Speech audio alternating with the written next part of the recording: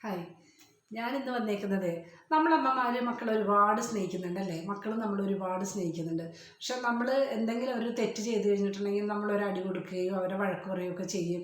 അത് കുറച്ച് കഴിയുമ്പോഴത്തേക്ക് അങ്ങോട്ട് പോകും. പിന്നെയും അവർ വരും നമ്മളെ കെട്ടിപ്പിടിക്കും. അതേസമയം അവരൊരു തെറ്റ് ചെയ്യുമ്പോഴത്തേക്ക് നമ്മളുടെ മുമ്പിൽ വെച്ചിട്ട് നമ്മളുടെ ഭർത്താവോ അല്ലെങ്കിൽ അവരുടെ അച്ഛനോ അവരെ തല്ലിക്കഴിഞ്ഞ് കഴിഞ്ഞിട്ടുണ്ടെങ്കിൽ നമുക്ക് ഭയങ്കര വിഷമമാണല്ലേ. അതെന്താ അങ്ങനെ?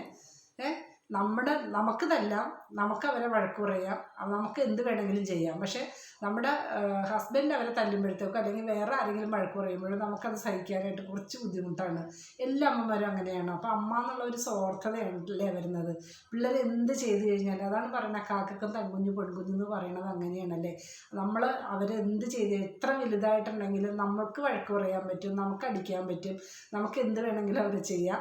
നമ്മുടെ മുമ്പിൽ വെച്ചിട്ട് വേറെ ആരും അവരെ വഴക്ക് പറയണതോ അവരെ കുറ്റപ്പെടുത്തുന്നതോ അവരെ വിഷമിപ്പിക്കണതോ കണ്ടു കഴിഞ്ഞിട്ടുണ്ടെങ്കിൽ നമുക്ക് അപ്പം ദേഷ്യം കയറും, നമ്മളെന്തെങ്കിലും പറയും. എല്ലാവരും അങ്ങനെ തന്നെയാണോ?